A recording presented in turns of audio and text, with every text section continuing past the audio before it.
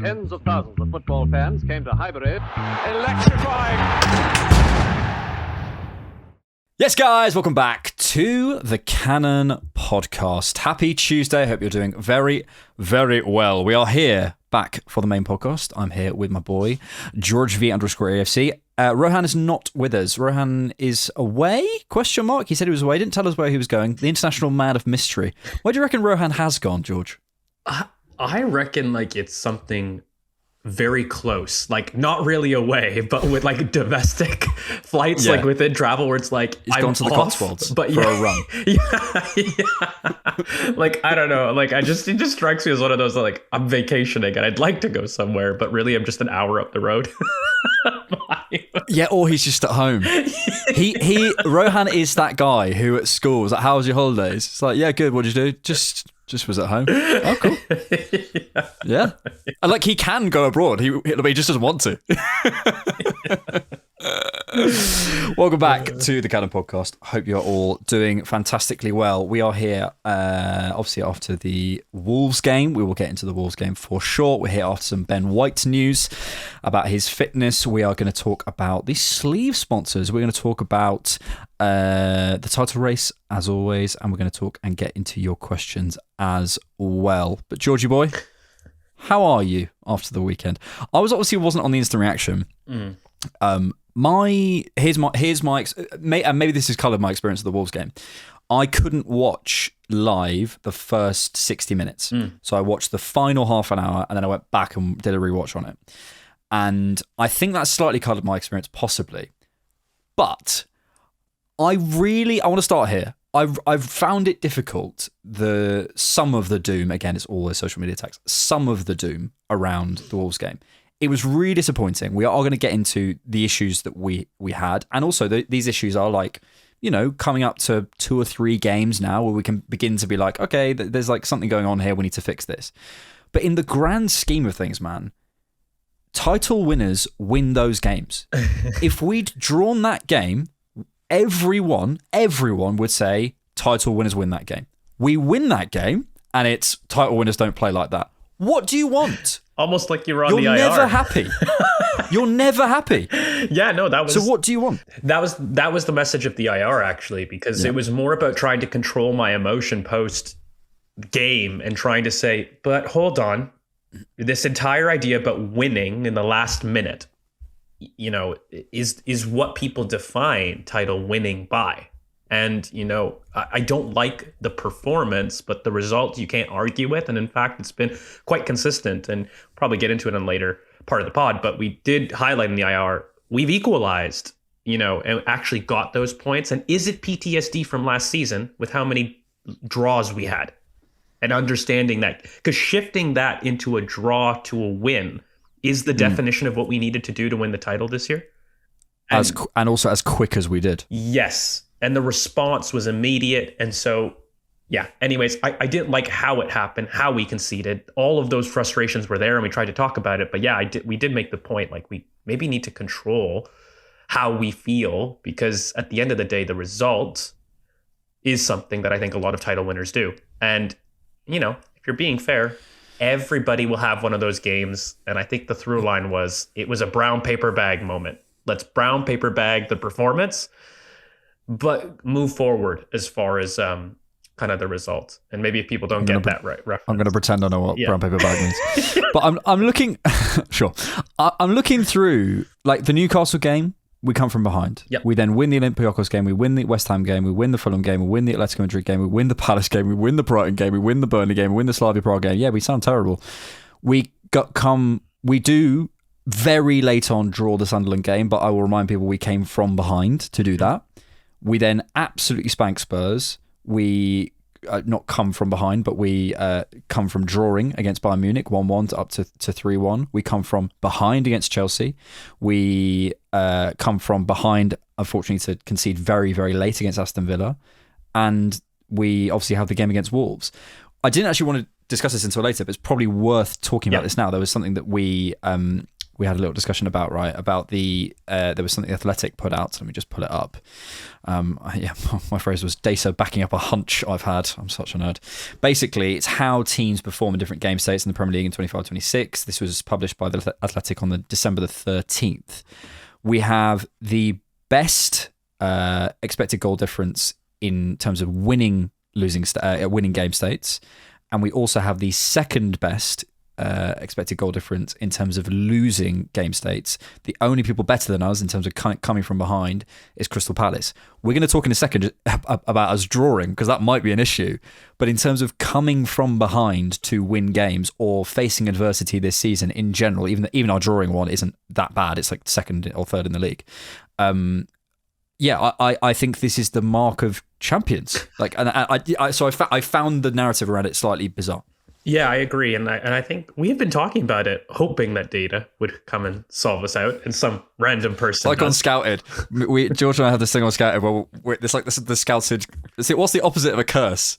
He'll make a point, and the Y Scout will show it, and it's like, here we go. Yeah, exactly, and I felt this from us for a long time, in which the ability and the response to come back from equalizing game states. I think the next part of that is once we've equalized, I've noticed a tendency to drop back deep. After it's like you did the hard bit, so like we're back, we've equalized, but then the next bit about making it a win and being purposeful and aggressive, that we could maybe have a discussion about. But the equalizing point, I don't think that you can say our response to adversity isn't answering the call. We seem to always do it, even if it's annoying how we do it.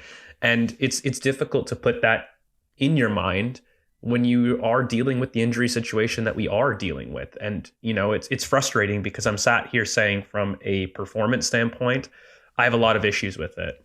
And from a mindset perspective on some things, I have a lot of issues with it. But the results point towards a mentality that's incredibly strong, something that I think this team has showed consistently. And when I look through the month of November, in which there were still major injuries, we're talking about the team that was the most creative team with the most open play goals in the league. And so I'm sitting there saying, okay, how much can I hold back on my frustration from winning with it? And I'm sorry, I'm just going to say it. I do feel that there was a little bit of people feeling like we were going to run away with the league in December. And the blip that we received wasn't part of the plan. Wasn't part of the plan to go 2 wins in 5 prior to the game, now making it 3 wins in 6. It wasn't part of the plan to follow up November with that form. But prior, when we were in it, I think people got carried away because at first we're really annoyed with our open play creation. That was kind of the start of the season. Then boom, we solved it. We're done. We're going to run away with the league. And I do feel every team's going to go through adversity. Why are we killing the team for getting the results when they have the adversity? I don't get that. That's what I thought Liverpool was so brilliant at. They didn't play well a majority of last season, and they still found ways to win. That was the sign and the result of champions. Surely, we got to keep the same energy, but also recognize, let's talk about the performance, and we will. It wasn't good enough. We're annoyed at the way we did it, but you can't be annoyed that we did it, as if that makes sense. Yeah, it does. It does. And just to sort of close out on that thing, drawing is our least successful game state from those numbers, but it's still the second best in the league. Yeah, it's just we're not miles behind. We're only behind Man City. So, yeah, I think I keep coming back to that phrase. I think you said after the Chelsea game, maybe, which I think was a good way of summing up, which is basically I'm annoyed in the context of the game, but not in the context of the season, and that's kind of how I'm feeling. So let's come to the game. As I say, this might be colouring it because I didn't have that frustration of watching the first 60 minutes. I just saw the timeline. I was coming out of a family dinner, saw the timeline, I went, right, I'll turn the game on and watch the last half an hour. So maybe that hasn't quite permeated me. But let's talk about it. I think also, actually, sorry, one more point on that last thing. The reports of the players coming out and the reaction to the game, whether there was stuff about Declan Rice apparently was absolutely fuming in the dressing room. I think there's a report from the Telegraph today that both Odegaard and Rice spoke in the dressing room after what Mikel said in the presser. This is why we're going to talk about the context of the game and how poor it was, but in the context of the season, watch Mikel's presser. Do you think he thinks that was good? No, he doesn't. He knows it wasn't. We know we were below our standard. So yeah, we've made that point. Let's go to the Wolves game. I don't want to go too hard, but because we haven't got a midweek game, it's probably worth going on it a little bit. First thing for me, credit to Wolves. And we should say this because I think, again, back to your point, part of the reason we are frustrated is because it's Wolves and at home. But putting that aside and watching the football team, forget that they're called Wolves, what they did very well was any opportunity slowing the game down. And the reason I really felt this is because I was rewatching it and I knew the result. So I was like waiting half the half. Mm-hmm. I was like, yeah, come on, yeah, go with it. And I realized this is what they were taking time over set pieces, over throw-ins, over substitutions. They were going down. They were slowing things down. When I watched them against Man United, they were jumping forward at every opportunity and leaving so much space in behind. They weren't doing that against us. They were defending much better. So I do want to give Wolves some credit, but I thought our final pass was off the whole night. I thought we were rushing, and the reason I felt we were rushing is the final action was almost always overhit. And that's for me always the symbol of when you're rushing versus when you don't want it enough. I feel like there's sort of two different things. When you're overhitting final actions constantly or playing them too early, you're rushing. Other than that, I didn't think like structurally, I mean, certain players had really bad games, but to me, it just felt like a night where they slowed the game down. We couldn't get any tempo, any rhythm. I felt as though maybe the only real structural thing for me was on the last line, Eze and Gyökeres. There was a real lack of movement and a real lack of ability to drop out and receive between the lines and want to take it in there. But that got better once Timber went out there because it meant Eze actually came out a little bit more. But other than that, I wasn't sat there going, this is a big structural issue. I just felt as though we just had a bit of an off night. But yeah, talk to me about your thoughts. I think a lot of times we talk on this podcast earning the right to win. And I do think it's worth pointing out this analysis that people expected to kill Wolves. Like, I actually think that's, and I think the players did too. Like, there was just this idea that it's Wolves with 2 points, you know? Lads, it's Wolves. Yes, but I don't think we should remove that from analysis because I'm sorry, players do that. They look at players and opponents, and I'm sorry, you don't want to hear it because the standards, but factually, players are going to look at teams and say, that's a banker. That's a banker. I can chill here. If I'm tired, one that's never failed. Yeah. If I'm in an orange, I say, okay, I can save my legs here, or I don't have to. People do that. Now, you know, it's about your response to that situation. And I do think Wolves deserve massive credit. They haven't played like that all season. And I would argue if they had, they'd be in a very different position. Yeah. You know, the organization that they showed just factually was brilliant. That was Fulham level of kind of blocking organization. It was great. They did not press after 40 yards. Everybody was sat well in their half, and they only committed to force the ball out wide. Whenever we swung it to the right or the left-hand side, that's when they became aggressive in their press. And then as soon as we recycled, they stepped off. I'm sorry. If I'm Wolves, that's the exact game plan I would use, and they did it to perfection. So I think the credit point needs to be spoken about, and I'm sorry that they didn't fit the narrative that they've shown all season, but play the game in front of you, lads, and that's what happened. They were brilliant. So it's not an excuse. Now, let me get to us. The big thing is the tempo for me. It was just incredibly slow as far as our progression goes, and, you know, we've talked about ways trying to get through that. I think that the final third dynamism was very static. That was a major problem for me. And I looked at it where really Saka was brilliant, clear man of the match for me in terms of trying to create separation, come inside and stretch people, both through his wide in swing and cross, but also just kind of saying, screw it, I'm going to engage people, take people on and come inside. I thought Eze in the first half had moments in which he did that. Again, too few touches to make it count and not enough touches to make it consistent.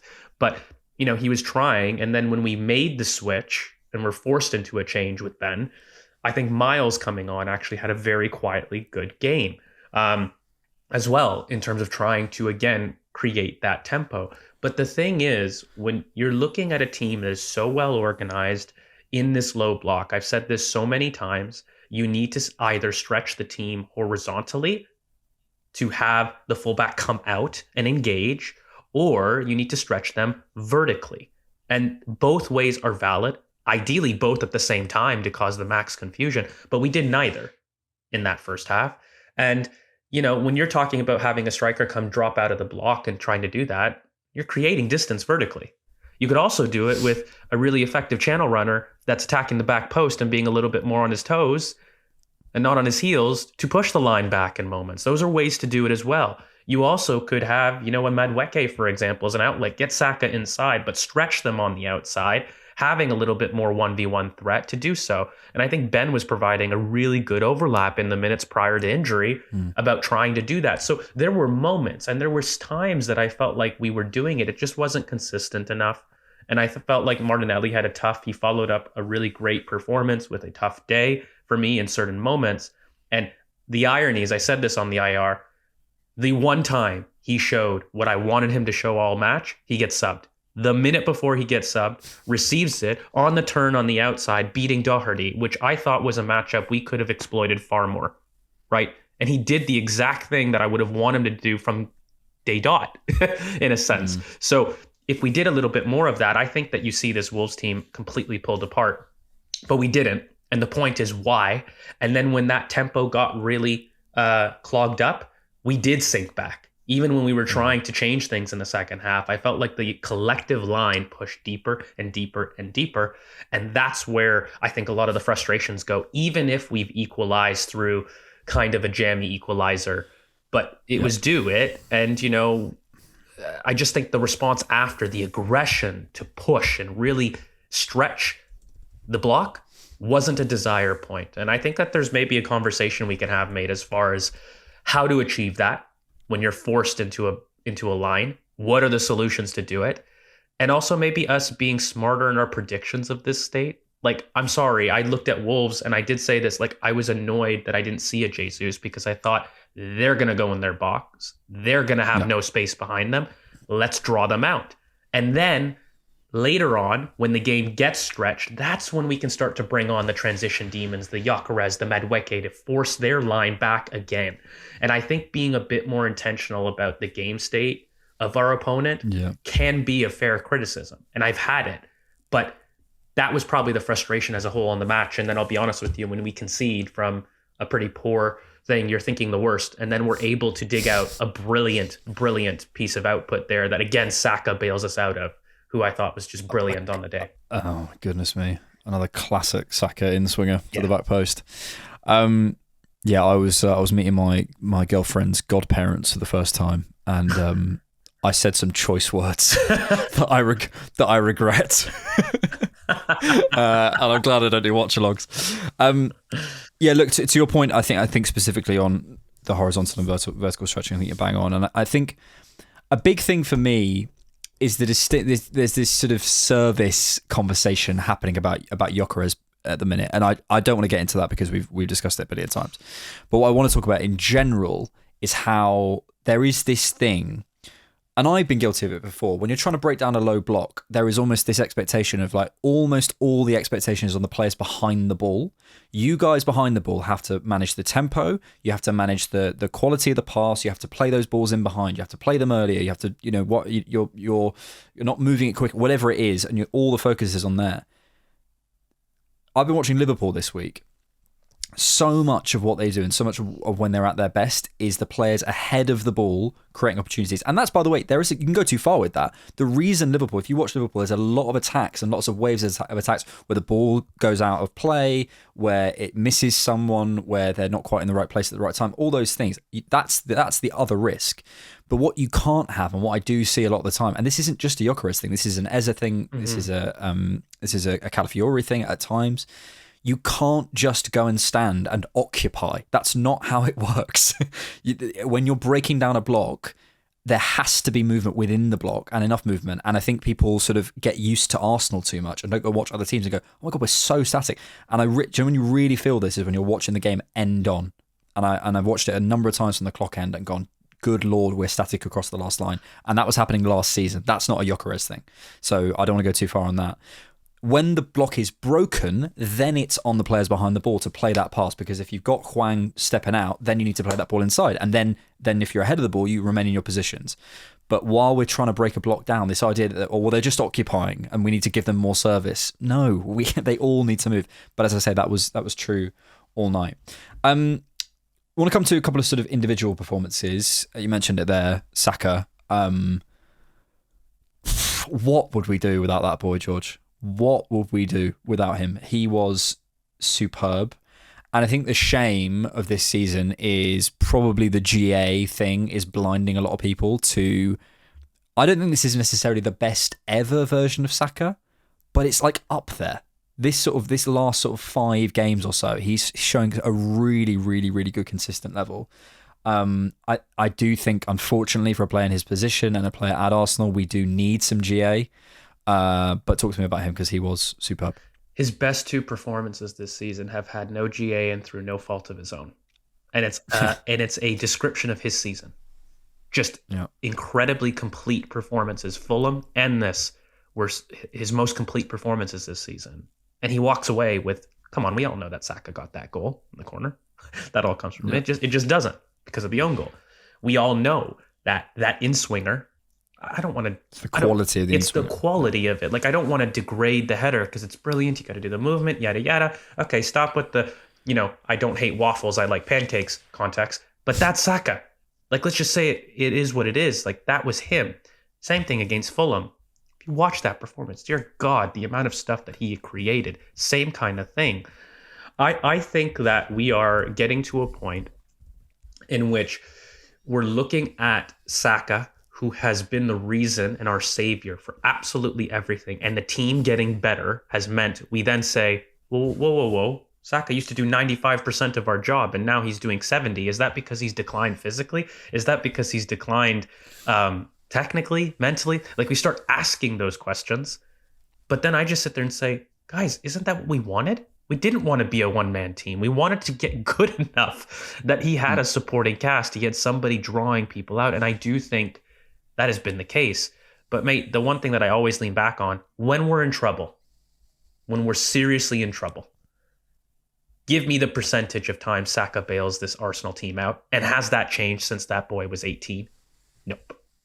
And that to me is what's most important. I always felt like for this Arsenal team to go to the next level, it couldn't be so reliant on Saka. But it doesn't mean that we're not reliant on him. I think that gets lost in translation because day to day, he's not the 95% always being the guy. But I'll tell you, when the chips are down, when we're looking at it, Bukayo Saka is consistently the one changing games for us in our worst moments. And there's nothing more to say. Like, actually, you know what? He has an argument for probably my favorite modern Arsenal player. Just in general, like, he is everything I value as a fan, and I'll just speak to me. And I don't think he gets enough defense personally for what he's doing, what he's done in the context of a lot of those debates. Like, this guy has consistently beaten out every single quote unquote Foden entry at international, domestic level. Like, every time there's this weird fan debate. And you know what kills me? He's a brilliant mentor and example to where success should go. And I'm going to go that far. He's just a brilliant human. And, he has become a killer recently.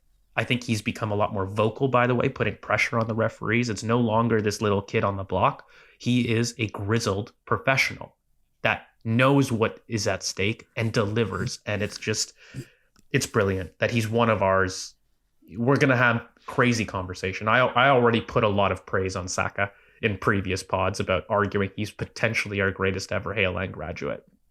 And I just think that this kid deserves the world, deserves every kind of praise possible. And I always ignore the idea that he's been bad or physically reduced or any of those things because he just rises every time this team sputters.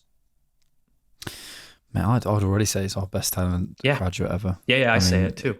The only thing separating him and Ashley Trophies. Cole is trophies. Yeah. But Alexander Butner won a Premier League. Like, sorry to say, it's just, do you know what I mean? Like, and I'm not saying Ashley Cole sort of was carried in any way. Yeah, but and you're if Tony just Adams, for example. If you're just using trophies, I honestly, I think in terms of the level he's showing, in the era he's showing it, that for me, and for how long says it all. He's done it, and mate. for how long, he's been killing it. Because also as a Haaland grad, it's the cultural impact. Anyway, he's amazing, and we know that. And I think realistically, also, these are the sorts of games, just to sort of close out on the Wolves game.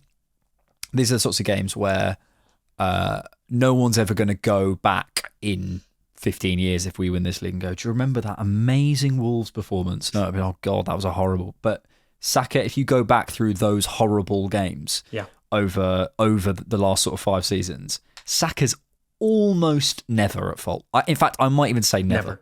He's almost always our best player in these performances, and that's what's so amazing. Final thing on the Wolves thing. I was just thinking, I realised we didn't say it. There's a pass from Eze at one point that nearly gets to Saka. Yeah. If he's in, it's a goal. We're not even talking about it.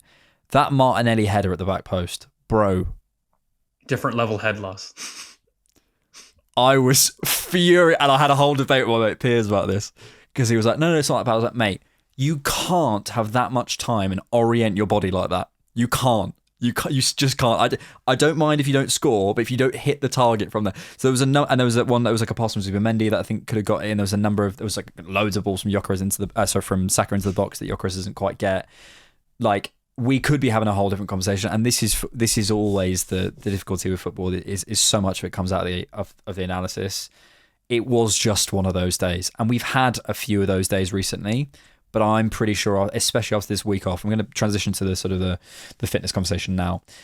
This week off for me, mate, is going to go underrated. Mm-hmm. I think this is huge. I think this is absolutely huge to not have a midweek game. Those players, I think the Chelsea game was part of it. I think the Villa game was a massive part of it. I think the Wolves game was a massive part of it, and it's fatigue. It's too many minutes for a lot of these players. You can see it, that they have given their absolute all. I want to come on to the critique aspect of that for Mikel in a minute, but I just think this week off, it's so basic, but you need rest and you need recovery. They've had 2 days off. I think they're back in training tomorrow when we're recording this here today, when you guys hear it. Yeah, talk to me. I mean, it's so basic, but it's huge in my opinion. There's just a lot of knock-on effects because there's a lot of people in the orange. And we've had to hold them back, and we've pushed a couple oranges too far, and that's why Ben got injured. But there's others that we've had to simply hold back and do. And, I look at, for example, your Trossard, your Saliba, your Jesus working back from fitness at this point is fit. Like, those 3 alone go from orange to green in a week. And the impact that has going forward in our build-up, yada, yada. Calafiori not banned, What does that mean on Hincapié and Miles starting to get into form, by the way, which I think is huge in terms of rotation. You are looking, and I don't want to, incite people, oh, he might be back. But Gabriel, by the way, Everton is a month from his injury. He's not far, Big Gabby, from coming back. The report I saw, sorry to cut you, the report I saw was that Gabriel targeted the Everton game. It's going to come too early, but I don't think he'll be too far away. No. And so the point that I guess I'm trying to make is a week goes a mile when you're talking about a month that has 9 games between December 20th and January 20th. So it's less about, so a week's going to solve our problems. No, it's about not overfilling the cup. When you play that, I don't know if anyone's played that game at the pub where they start pouring drinks, and if you overfill and you cause the cup to go down, you got to drink that. Maybe I'm just saying a alcoholic George moment, but that's a game that I think a lot of people play, and I think a lot of us is we've poured the beer and we have not guessed it well. We have done it a little bit too far and caused the cup to sink. On a Ben White example. But that's not to say that our pitcher was freaking empty prior to this. Like, we had to do it. The pitcher was almost there. It was about guessing. And I'm sorry, nobody knows at that moment when too much is filled, that it's going to go down. But it is an issue. And so I think a week literally reduces the pitcher, not down to 0, but a good half or a quarter of the pitcher now gets poured out. Yeah. And, there is a little bit of that one dick who just pours for 2 or 3 minutes and really gets it up high, and then it's not his turn. Like, we get that chance with this week off. So that's analogy point. So there you go. Haven't done it in a while, but that is kind of the fitness argument about trying to get the cup to sink. And I just think that it'll give us a break and a breather, and we will slowly start to get people back to the point that it starts having effects on other people. Gyökeres at this point should be 100% fit as far as coming back from his injury. Jesus, same thing. Martinelli, Madueke, same thing. Trossard back, yeah, Saliba back. Like, that's a lot of players I've just named, who were in orange that are now good. Look, we do have a problem, in my opinion, between Timber and Saliba and the impact of the Ben White. I mean, that was probably the worst thing that we could have done as far as the pitcher going. Having that cup be the one to sink was one we didn't want, with Mascara being the one injured and Saliba coming back from injury. So that's going to take some creativity to work through. And we can talk about criticisms of that. However, I still maintain, that week is so underrated for a month that is now going to go with 9 games in a month, which will need some play. Yeah. I don't like being critical, especially when we're entering ultra crepidarius territory here, my friend. But I do think there's something in this Ben White thing. Arsenal fear defender Ben White could face a minimum of a month out with the hamstring injury he suffered in their win over Wolves. The Gunners are still awaiting final confirmation of the extent of White's muscular issue, but initial concerns are that he will miss between 4 and 6 weeks, says Sami Mokbul. And in his pre-Wolves presser, Mikel spoke about, he was asked if he was overtraining his players, and Arteta said no, because we don't have time to train. Today we've done 20 minutes, so surely it's not because we overtrained the players, but obviously when you're missing players, you are loading other players, and there is a consequence to that, and it's a really dangerous circle. You have to separate the kind of injuries. Some of them have been long-term, and some have been acute injuries. He's done.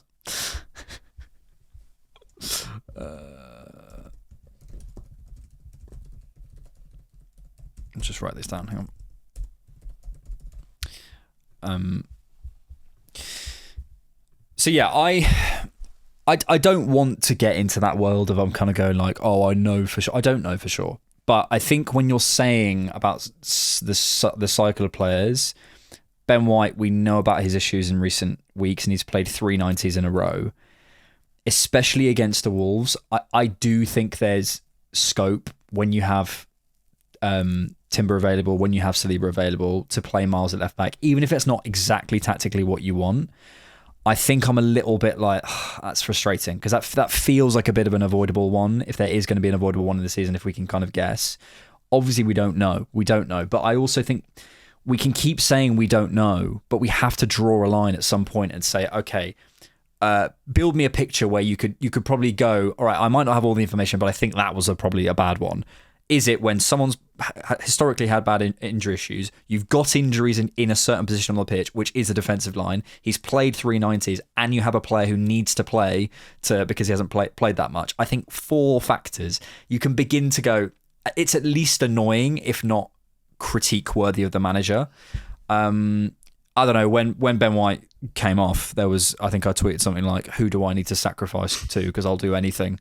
But I think when you've got that many injuries in one area, I just don't want to take any risks. And especially when he's made those comments this week about the cycle, the vicious cycle, it did annoy me. But yeah, I know people go, well, what do you know? You don't know about their fitness. But hopefully with those 4 factors, it makes some sense. Yeah, I think I really want to highlight the intensity point for me more so than minutes accumulated. And I think it's an annoying one. It's tough with Ben White because I think on that specific one, any one of the right-sided defenders we chose was an orange. Timber played too much. Saliba, we would have guessed. And Ben Whitehead plays 390s. That's a good point. And then it's like, okay, not only that, I also want you to put Marley Salmon, a complete unknown, in his Premier League debut, in addition to that back line never playing together.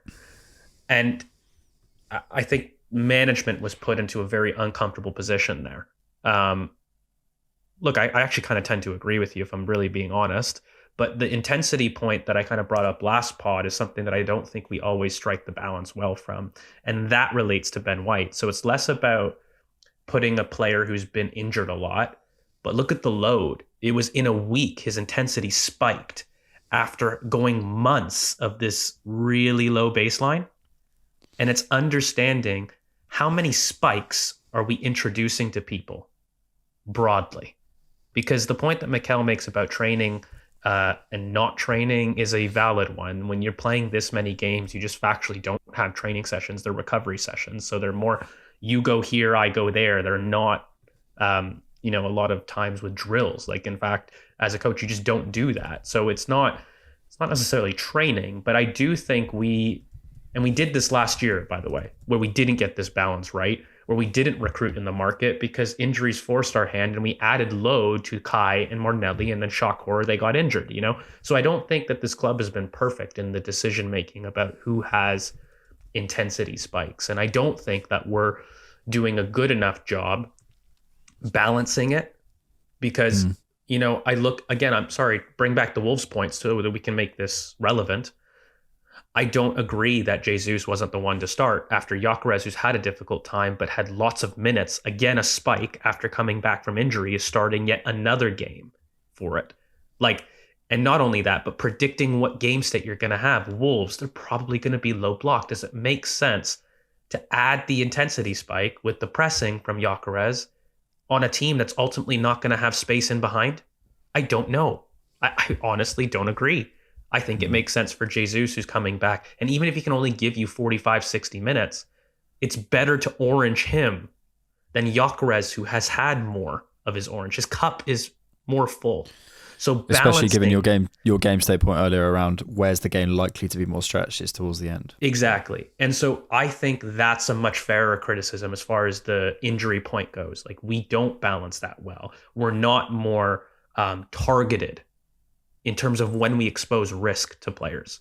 And I think that's a very fair point as far as the injury recovery. The thing is, Ben White's really difficult because I do think if people are being fair, as much as there's annoyance, every right-sided defender is an orange right now and bad. Saliba isn't great. Timber isn't great. Ben wasn't great. And if we're saying to include Marley Salmon, who, by the way, I think is ready. I love Marley Salmon as far as a talent goes. Just factually, you've already destroyed that backline's chemistry. Is this the greatest time to put a 16-year-old debut on? Even if it's Wolves? There's arguments. I don't think I'm saying you're ridiculous for suggesting it, but I understand why we chose the safer route. And yeah, maybe we overfilled the cup on this one, but you know, it doesn't negate the fact, let's put it that way, that we're not intentional with our risk taking on certain players. And I think it can be more standardized, personally. Let's just put it that way and make it a rule. Like, you know, you got a low block, that means more mental strain. So if you've got somebody more in the physical red zone, pull back on somebody that you think will be more low block. If it's a physical mid block, that's a high physical strain. Don't put the guys that are really in that orange strain against a mid block.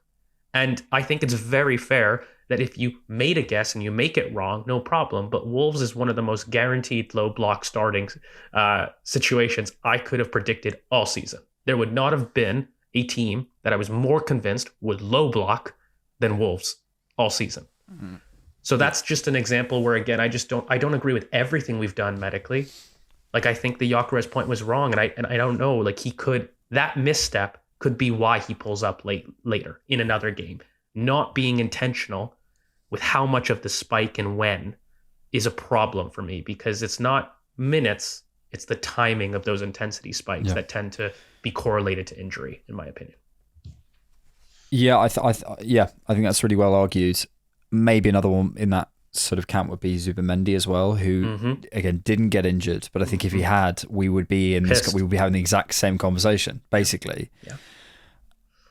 We don't need Zubimendi in that game. I'm sorry, we just don't. Especially if you've got Odegaard around. Like, I think again, we come back to this Norgard thing. It just that lineup. The problem with this whole thing is ultimately we have such little information, but then we always say that, and then we just go, oh, okay, well, we're not going to have the conversation. And I don't think that's sort of right anymore. But then I don't really know how to approach it, because you don't have the information to talk about it. You're guessing, basically. The club aren't giving you any information, which is why I say I want a bit more information from the club, basically, on what's going on. But as we said before, if I had to pick the one thing, and actually I know you said last season specifically you felt was the Cronkies, but I think you'd agree with this. If we're taking the last 2 years, so not isolating 24-25, ignoring that, the last 2 years, I think even you would say the injuries is the main issue at Arsenal. The question was obviously last season, and I heard your argument, but it just it makes me despair, because I'm like, I don't know how to access the conversation. I don't think I'm going to get more information. I see players going off. I don't feel that we're even people talk about, our game model, it's too intense. But we're camped in the opposition's half the time. They don't train, so it's not like so I don't really. But yes, we have an intense style, but so does it. We're not Bournemouth. Do you know what I mean? Like our PPDA isn't that crazy. So I just don't. I find it so frustrating because you just end up sort of in this weird, like, I have this analogy. Across the road from my flat, there is and I'm trying not to dox myself. There is a shop where the alarm just keeps going off. I've gone into the shop. I've emailed head office. I've had replies from head office saying that they're going to try and fix it. I've called the alarm people we moved to this new flat about 2 months ago. It's happened every single night, and I'm at a loss because I have nothing left, and the problem is still going on. so and then you start going, well, then is it me? Do I just need to just get over it, just live with this alarm? And that's where I feel like I'm at with the Arsenal injuries. Just live with it. Just live with it. And then then you've got people going, well, you don't know what's going on at the. I nearly said the shop. Then you don't know what's going on at the shop, and I don't know how to access the conversation, and I don't know what to do. When we're talking about other things on the football pitch. If we see our centre forward, we can diagnose certain things and we can go, well, we think we need a centre forward like this. We'll come to our sponsorship deals in a second. If we've got a bit of a dodgy sponsorship deal going on, we can push the club to give us something different. I just personally feel like an absolute loss with this whole conversation.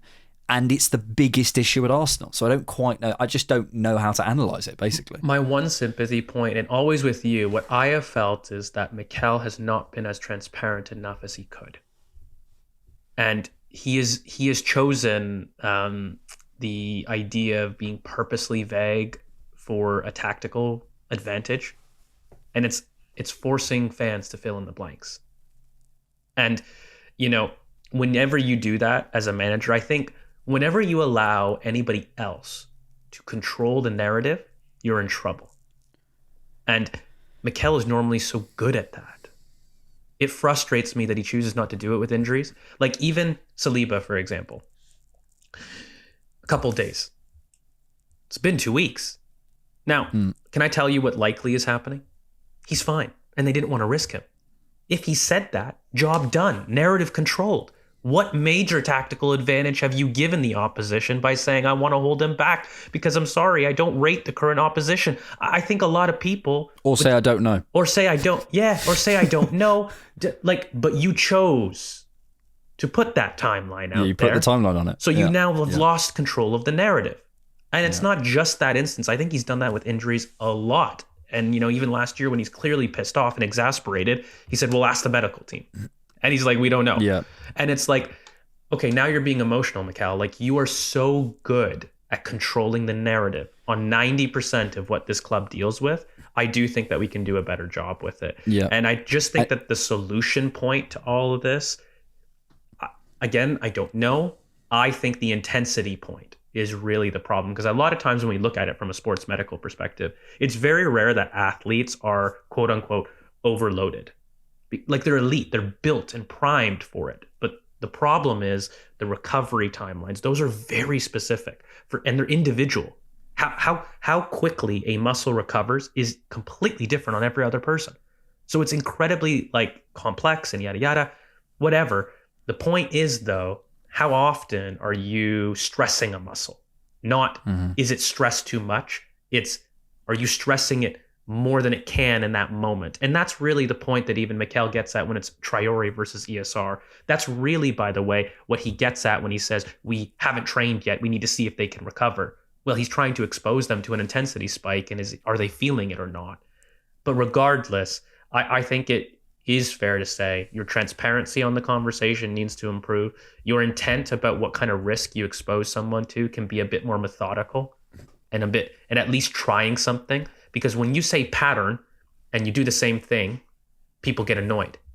Yeah. You see what I mean? Like, okay, you're saying there's a problem and there's a cycle, but you're executing your subs, your fitness in the exact same way. You're at least not even showing me that you've attempted a different solution. So I'm left frustrated because you didn't tell me the problem. I'm seeing you do the same thing and the outcome's not changing. So that's where the frustration part, I think, comes in. And it lets people fill in gaps that normally he's so good at providing. Yeah. Yeah, and probably a good example of this is like a Klopp who would just always blame the fixtures, like the amount of football they're playing. Yeah. Which like also I don't love because it's not fully accurate, but at least there's a bit of a you're giving people a direction. Yeah, Do you know what I mean? Like, yeah. It's not fully accurate, but Mikel just kind of goes, "They're out. We'll see." Yeah. Is it the training? No. What is it then? Like, it's. I think it's tricky because I understand there might be certain people who are saying, well, why would they give you information on you're not owed information? Yeah. Fine, but then what you get is people filling in the blanks, as you say. It's fine if you don't think he needs to give us any more information because we're not owed it and why are fans so entitled. That's absolutely fine. But you will get people filling in the blanks, and you will, by the way, when Ben White pulls up, get that atmosphere in the stadium because people don't know what's going on. I used the plane analogy last month. You're going through turbulence. Last week, sorry. You're going through turbulence. If you don't put an announcement saying, "Hi guys, we're just going through a bit of turbulence. Basically, this is what's happening. In about 3 minutes, we'll be out of the turbulence." If you don't give people that information, they will start to panic. It's fine if you don't want to. If you don't, the passengers aren't owed an explanation. Okay, they will panic though. If you're okay with that, that's fine. But it's I find the whole thing really hard. And I think if he could come out in a presser and just be like, "Look, here, let me build you a picture of why this is happening. We've reviewed this, and this is what we think. We're going to tell you this, we can't tell you that.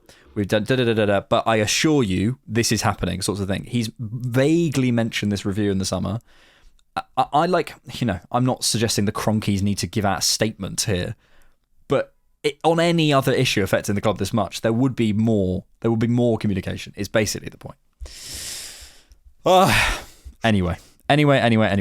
Let's move on to your questions. We asked you all for questions on Discord, as always. And if you want to get priority access to the questions on Discord, you can become a patron or YouTube member. If you want to become a VIP member, a Director's Box member, you can do that and get access to Voted on Scouted. You get access to priority for a new initiative we've got coming up. You get access to the Director's Box phone in, and you get to support us a lot more. So we appreciate you a lot. Let's come to the Discord. Let me go with Abs on the Discord. He says, with the recent news of White's injury, on the back of this, it is surely inevitable that it will be his last season, right? Do you think we will look and should look to buy a defender in January? And who are your top picks, if so? As far as defenders go, and should we do it? No.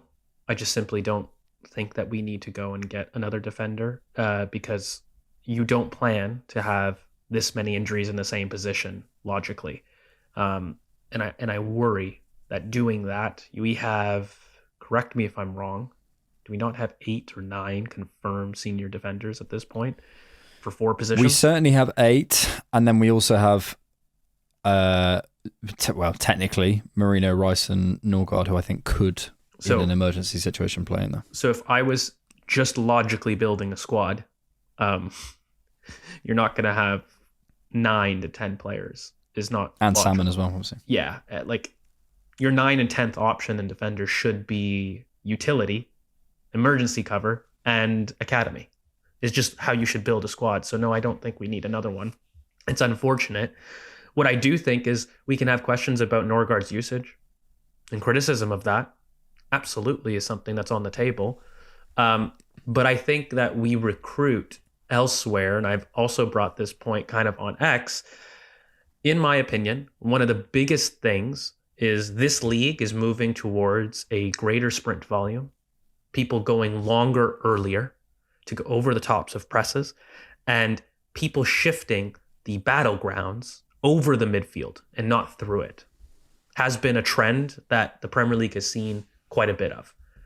Having somebody, an emergency cover, to take the ball and retain it when you go long is a vital aspect of saving legs, changing game states, and pushing teams back.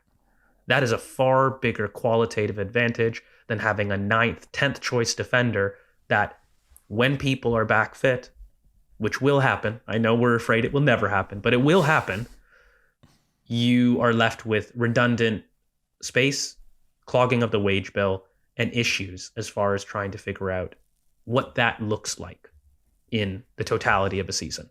So I'm more interested in trying to do those things, making sure that we've got cover in that sense. Because if I would love for someone to do this, by the way, Arsenal have been more vertical in possession this year, in my opinion. It's not an opinion that they have. I looked up the other day. Every single player in the team is playing more long balls, apart from Martinelli. Sack him. There you go. But what does that mean? Okay, fine. Everyone's going long. I wonder, and I don't know if anyone's done this, but how long, when we go long, what's the average time the team gains possession? And compare that to the rest of the league. Qualitatively, I feel it's shocking. We don't do it because we don't have somebody that's consistent in that. Whether that's a winger, a striker, whatever you want, we don't have enough people that when we go long and go over the midfield that we hold it. And we hold it in the final third longer than 5 passes. That's a significant problem because then the ball just keeps coming back to us. And to sprint, to get yourself available and then get back behind the ball is a huge workload. So when we're talking about fitness, it's a double whammy, in my opinion, that we add something qualitatively, but we also do something to be proactive with the fitness of the squad. And that for me is a bigger gap than an immediate worry about defending. Because again, I do feel like in a couple weeks, a lot of the defensive worries will change. You get Mascara and White back around the same time as well. I know it sucks. You got to grit your teeth in the moment. But when it happens, you're sitting there and you're like, okay, now we got to find games for some of these people. And that's not a situation that I think I do. Yeah. I remember celebrating Calafiore getting injured. We're back again. Yeah, look, my heart feels like this is never going to end and we should sign another defender. But my head kind of knows that is Mikel calling to tell you you're right. And I think I think we didn't talk about this on the pod. There's some huge ramifications from this. There's a thread from, let me just find the person's name, just so I can give people a little bit of a Hamza Khalik Lunat, I think is his name, from Time Sport, who does basically almost like a tactics thread about the trends in the Premier League.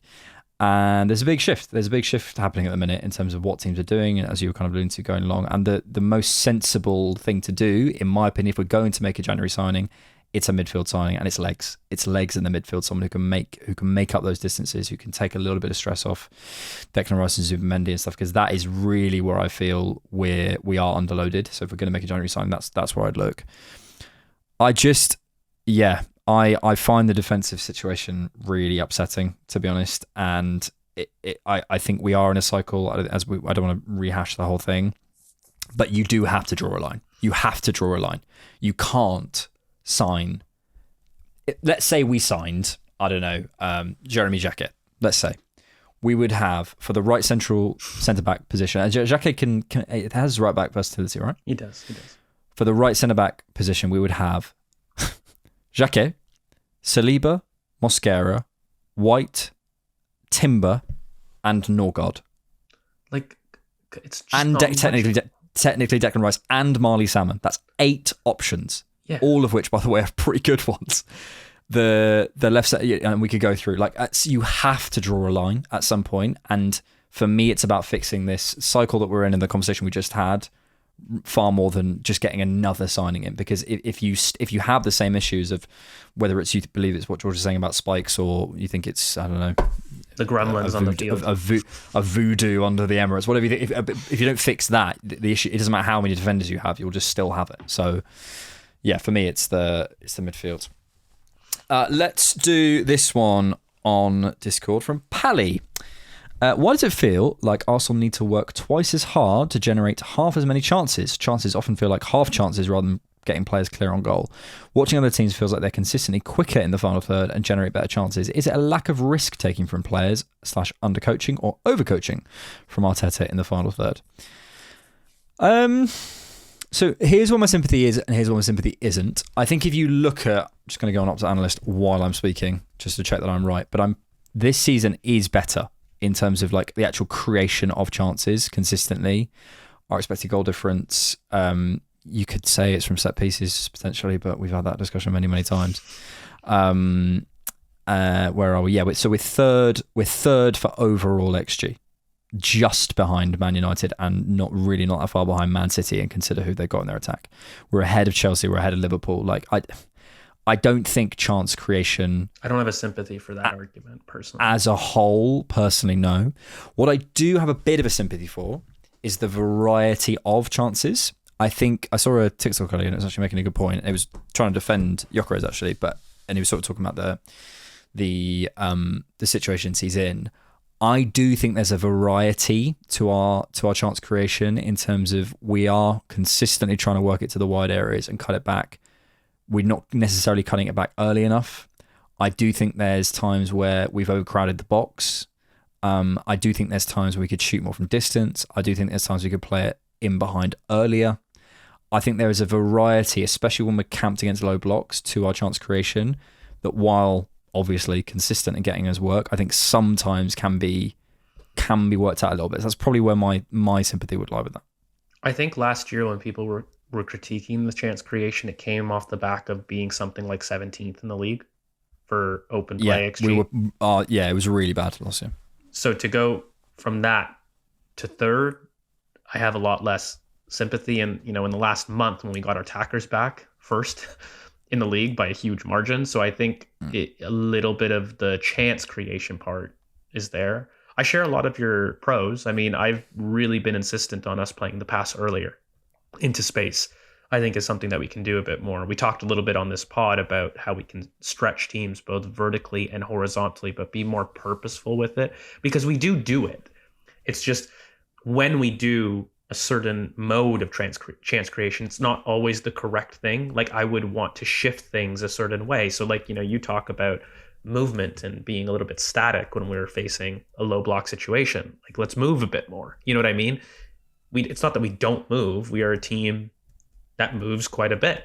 However, our decision, we can be a bit more targeted, in my opinion, about the types of, or the times that we do certain movements, basically. Not that we don't know how to do them, but we can be a bit more targeted in that. We seem to almost have that complete freedom and buildup. We've got to a point that our buildup is so good now. I personally feel that buildup was a problem 2 years ago. We were talking about, I don't know if people remember it, like it was a significant problem to how we got to the final third. Yeah. But then this season has very much felt like, oh, I'll do what I want as far as buildup. We're not having conversations, by the way, of highlighting how David Raya is a left center back in X, Y, and Z. Why? Because we have been so intentional, so brilliant at working situations. And I just think that the attack is lagging because we haven't had the recruitment that we've had in the back to match that level of authority quite yet. So we're still debating the timings of certain patterns, the timings of certain coaching patterns. I do think the crossing variety is also something that I've said quite a bit. Ben White's really my only fullback that I have a lot of faith in to provide some of that. And it is a trait that the squad's missing in general. Hincapié hasn't been able to show it at left back. We actually haven't seen Hincapié for 90 minutes at left back, something that I think entering would have been the preferred choice of Mikel and everybody to see. And we actually haven't seen it once for 90 minutes. So that is a part of it. And I just think this creativity point, it comes back to the service, because I just think we're having a conversation about a center forward that we expect more output from, and we're trying to justify it in ways that I think isn't quite fair. However, you look at it as a whole, and I think that the team have shown in moments when the attack's back, they've created centrally, and we've seen a huge spike in that. But yeah, there's times where I feel like, okay, in this particular game, we need to work it out wide a bit more, isolate that 1v1 a bit better, etc. Do you know what I think it is? Sorry. Forgive me. Do you know what I think it is? I think I really admire Mikel's Unaiism in this sense, in that I think, especially in the final third, I think this isn't true of, I think we get the balance right in other phases of play, of that balance between what we want to do, what we're trying to stop the opposition doing. I think we do it really well. I think in the final third, though, there is a little bit of, I see how they defend, and this is what I want to do. For example, and it really works sometimes, by the way, Spurs have had issues at defending the front of their box all season. Ask any Spurs fan. And we completely dominated that and capitalised on it. So fair play to us. The Burnley game, where we were constantly trying to play that ball over the top to Gyökeres to do that. I think there's this quote from Mikel that I would love to find, where I remember him talking about, I study the behavior of the defenders and basically look at it from that perspective. I get that, but I feel like we get a little bit like stuck on it in a game. Like we're just consistently trying to do the same thing over, and I just think that balance can be slightly tweaked. That's all it is. I don't think it's massive. I just think it's occasionally being a bit more protagonistic, if that's a phrase. Yeah, and also just to make it in our gameplay. Yeah, just to make it also super simple. Like I do think at times that we don't balance our front line completely. The amount of times that I've seen a Martinelli, Madueke, Gyökeres front line, it's just basics. Like get me 2 runners, 2 passers, like 2 people that want to receive and defeat. Like there are times in which we don't always get ourselves together. But then, mate, like when I get into that commentary, every coach in the world has their moments in which they do that. And even me, who has my own preferences, I have my biases towards it. I haven't seen a fair argument in numbers that point me to a consistent creation problem this season. Yeah. And so that's where I think I drop a bit on it. However, let's say we're fit. Are we more intentional with our subs and the way that we use it? I mean, Michela shows massive improvement there. It's still a weak part. And I kind of make the analogy to the academy recruitment where I'm like, oh, I'm seeing tons of improvement. It's definitely not what it was. And we've improved it. It's still a point that we can always improve on because we're not the best at it. So there's still runway to go. But I do think we've taken off and we're definitely flying. We're getting off the ground with it. It's just, can we do the Maverick runway where we do it in enemy lines territory with no runway left? Can we become elite at it? Yes. Mm-hmm. Yeah, and also because I know some people will say the XG thing is just set pieces, so I've just run some numbers. The StatMuse says we're second for XG, really close behind Man City, so there you are, but we're also 5th for open play XG. So yeah, obviously some of it is set pieces, but I mean that is literally 0.009 behind the people next side. Yeah, we've become reliant on open play, arguably. Big problem. Let's do a final one from Discord then. This is from Johnny. Johnny, I'm going to summarise your question if you don't mind me, because it's a bit of a long one. Basically, what are your feelings towards Arteta's usage of Eze? Pretty much. Johnny seemed to think it was the right time to put Eze on the left, and he says Rice on the right. But yeah, thoughts on Eze's sort of moment right now in the season. I think he's given me the versatility that I thought he would, like coming in terms of the right hand side utility. I always said he's able to do it. I think people that are saying the left hand side is where he's going to thrive and suddenly explode. The point is he just gets more touches on the left, I think. And, you could make a point that he's more available on the left, but what does that look like and why? And if we did that on the right, you'd be saying the same impact. For me, it's more about getting more touches. And it's just a very simple thing of consistency. As has shown moments.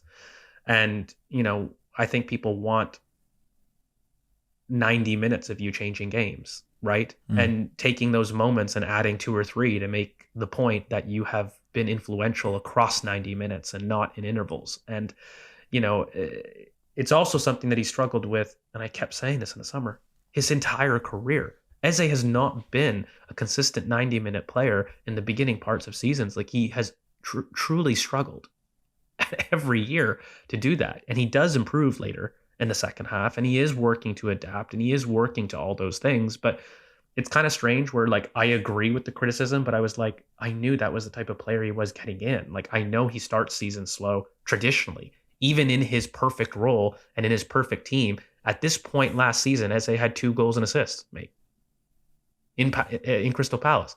So this output point isn't something that he like had in his previous iteration on the left with the team that he knew for years. Like it was a criticism he had consistently.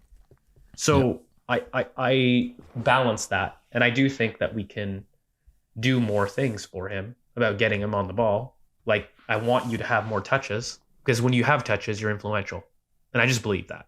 So get him more touches, you'll see him more, because when he's been on the ball, I haven't seen him be uninfluential, if that makes sense. But I haven't seen him on the ball enough. Hence, he looks like he just plays in moments. I see that. Yeah, I think that's a good way of putting it. I also think, like, Eze was signed. When Eze comes in, my analysis of it wasn't like, oh, this is the guy who's going to come and score, come and get 30 GA. For me, this is a guy who's going to come in and provide us some big moments in the moments that matter. And hey presto, he goes and scores a hat-trick in the North London derby. Hey presto, who plays that ball over the top for Martinelli against Man City? Yeah. Hey presto, who plays the ball over the top against Bayern Munich to change that game? You know what I mean? It's like, how many goals assists does he have, and how many of those have been against like great opposition? Like if we just pull up the transfer, sorry if like, we're let's do it. Hang on, just pulling it up now. But yeah, like I was never under the impression that Eze is going to come in. He has 9 goals and assists in 23 games. That's about where I'd expect. But isn't that more? I thought that personally, that's more than I thought. That's nearly 1 and 2. It's just under 1 and 2. Like that's pretty big numbers. Yeah. Also, obviously, scored the goal against Palace as well to get us out of trouble in that game. When that game, and people forget that game, man, it was tough. Slog.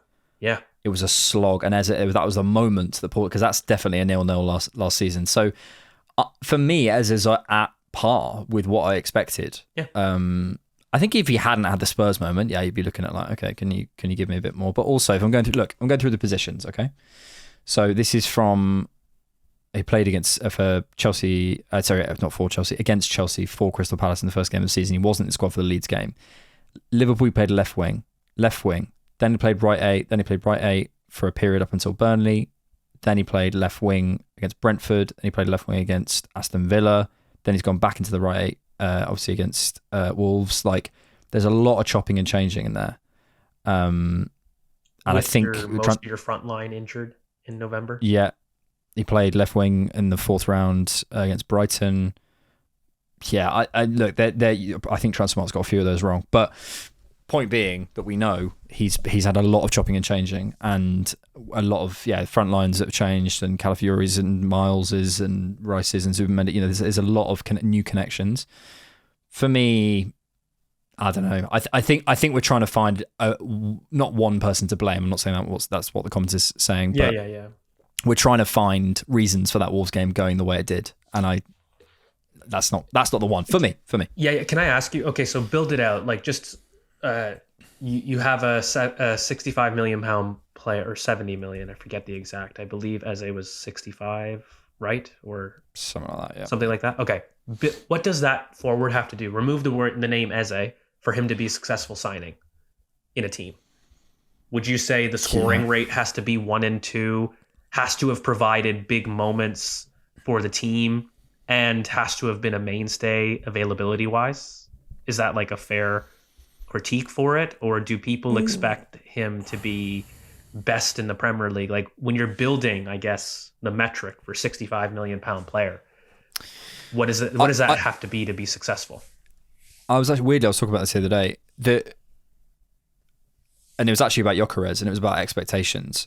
And it was like, if I'm putting Gyökeres up against a 120 million pound right winger in Bukayo Saka, and I would argue more, by the way, but transfer marked value, like market value, but like, and a priceless but 150 million pound midfielder in Declan Rice, and I'm expecting them to do the same thing, and Saliba and Gabriel and perform on that level. That's not fair. That is not fair. We purchased him for 50 something million pounds.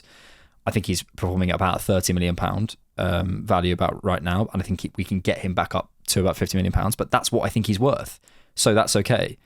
I think Eze is worth more than we paid for him, personally, but he's still not worth 120, 150, whatever million pounds. That's not the guy that he is.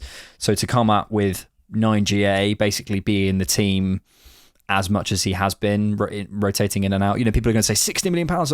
Mate, look what people are spending, and look who he's up next to, and look what they're worth. And we're asking him to put out the same level of output. And I'm not just reducing it all down to numbers. But there is a valuation of players, and there's a valuation of players for a reason.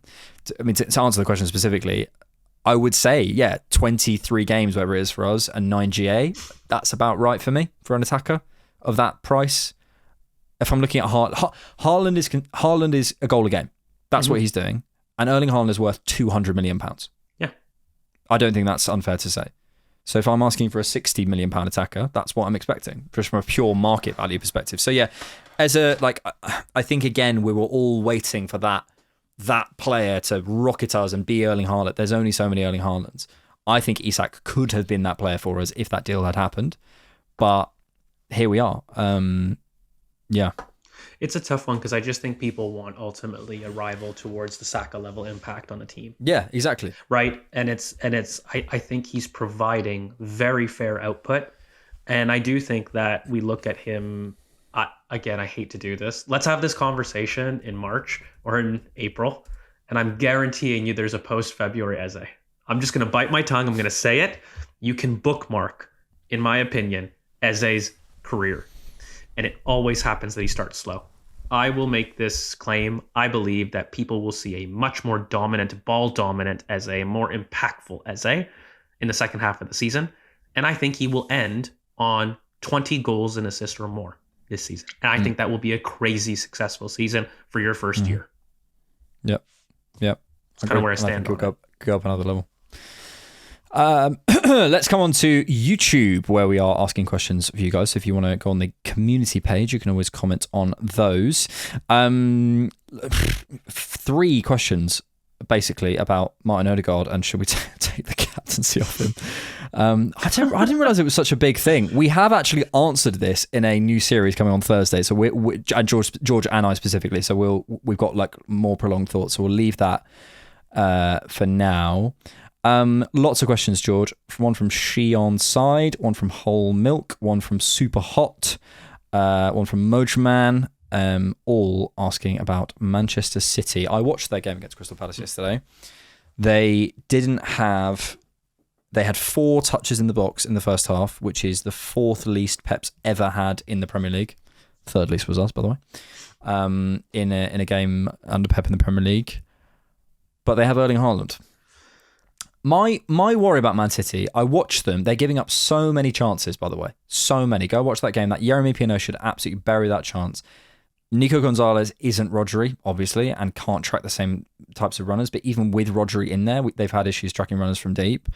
I think their defending of the box is suspect. They leave a lot of stuff on the edge of the box for me. I look at a lot of defensive red flags. But when you have George, who I think will end as the greatest Premier League centre-forward of all time, I think that's my current feeling when I watch him. That's my worry. I think people were incredibly unfair with their evaluation of Manchester City at the beginning of the season. I remember telling people they're being underrated. People are going way too hard as far as... I had a lot of respect for City, personally, at the start of the season. And I said, I think people are really underrating them. However, if you actually look at it, and there is a graphic that I'll try to find for next time, but it shows that Manchester City are running the most in the Premier League in a very bad sense. Like they are abnormal in the amount of running that they are doing as a team. That doesn't look sustainable to me. And that would be a worry. And that's something that Pep has never done. Like philosophy-wise, he runs, but it's in death by 1,000 passes territory. There's a lot of transitions that they're trying to cover as a team right now. And that's also just not their team. I think when you've got a shooter like Haaland, you will always have a chance. He just defies logic, you know? He's one of those players like Salah last season. When you have a player capable of those things, you can be the worst team in the world with all the faults in the world and it doesn't matter. And I think they have that trump card. So that will always be a threat. But it's if he gets injured, that's the issue. But the point of failure is so isolated to that person. Now, I will say, right, if they go in the market, and I'm sorry, like I am worried about this, if they get a Semenyo, it's a serious worry to me because they then have a guarantee for a physical outlet. Right now, Haaland is the only one capable of doing that effectively. Doku doesn't. Doku's a little bit more 1v1 out wide. But they don't, outside of Haaland, have somebody to go over the top of a press. This is my newest thing. And I really think that the Premier League is going towards that accordion point I always make about teams being able to go out and then in quickly. And it's becoming more and more prevalent. And the team with the most solutions to that, in my opinion, will start to win more games in the league. And so I think Semenyo would change my calculations of the title race, to be honest with you, adding that to the front line of what they lack. But currently in this iteration of Manchester City, I think they're running way more than they ever have. And it wouldn't surprise me that they have a couple major injuries in February. Personally, it's abnormal the amount that they're running. So I think it's a combination of people not giving them the respect that they deserved at the beginning of the season. Personally, I was definitely not in the camp that they were done, washed, etc., and felt like they were a team that could danger people. But then now they're getting points, but they're also running way more and doing it in a way that Pep has never done it. And I'm like, that never works out for managers, in my opinion. When you go against your philosophy, and he's not doing it on purpose. Pep does not want them running as much as they're running. It's just a consequence of the team's physical makeup. You know, they lack the De Bruyne, they lack the Riyad Mahrez, the running power that they had in transition is Holland. It is that. It's their point of failure. So add to it in January, you start to say different story. But I think right now it's a case of focus on your own lawn. I'm sorry to do the boring. This title is Arsenal's to drop in no other way. I mean it really respectfully. And focus on us completing, because the next 5 games, mate, we either drew or lost all of them from an Arsenal perspective. So the real title swing has nothing to do with Manchester City, in my opinion. It is focusing on Arsenal's next 5 games, for which last season we drew or lost all 5. That is the major point of difference for me. Yep. Away at Goodison, at home against Brighton, at home against Villa, away against Bournemouth, at home against Liverpool. Yeah. Those are big. I will finish this on a bit of a positive. I think because of what's happened previously of these title races, when we're chasing down City, we have a bit of a like, because it always felt as though we drop points, they will capitalise. I don't believe it's the same anymore. I think this league has got to a point where it's not a guarantee that City capitalise every single week. It's not like, go and watch that first half against Crystal Palace. They were stressed. Now, they will often get themselves out of trouble with Haaland. But I don't know. I don't see that same ability to beat up every single person in the league. Every week is a struggle for everyone. And it's a struggle for City as well. And I think you're right in terms of the running point. Really quickly, do you also think that it was a good thing that we got this Wolves performance? I actually haven't made this point in the pod, but I actually think at this point, it got to a point where I think us as a team, we knew why, but I think we needed that scare. And more so the players. And I think you need that sometimes. And football's the greatest humbler. It's the biggest equalizer. And for us to have that type of performance against that type of team that couldn't hurt us and make us drop points in the manner that it was, turn it into a cluster, yada, yada, it was the perfect scare. I think Mikel would have been pissed at the performance, and he is rightfully pissed. But now it's a time to regroup. Dubai. Let's Dubai the season. Let's go to Dubai. Dubai ourselves. maybe that's where Rohan is. I don't know. It could be in Dubai. Fold it all around. It's one of those things, isn't it? Where you have those things sometimes in life where you lose a job or you don't get something you want to, and then you look back in 6 months and you're like, okay, it was annoying, but I'm actually really glad it happened. Yeah. We really needed it to happen. So yeah, I do think it's one of those. I think we're winning the league, mate. I've no doubt. No doubt. Me neither. I've some doubts. We'll leave it there. Thank you all for joining us. We have a rewatch with, is it you and James? Yeah, tomorrow. With George and James coming off the Wolves game. So if you want to get more into that, you can do that. We have got, what else? We've got a instant reaction coming this week. We've got a scouted of the Holger and Edwin Quintero. I will get that right at some point. Coming out. We also have a new series coming out on Thursday, which will eventually, I think, be behind a paywall for patrons and YouTube members, but we're going to put it out on YouTube as a starting point to get people interested, because that's how you run a podcast. Thank you, George Voutsas. Thank you, good sir. There it is.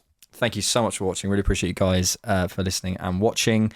Make sure you subscribe, all that good stuff. Thank you for being here. Thank you so much for watching, and thanks for keeping it Arsenal. Tens of thousands of football fans came to Highbury. This was one kind of queue the ladies thoroughly enjoyed. Electrifying.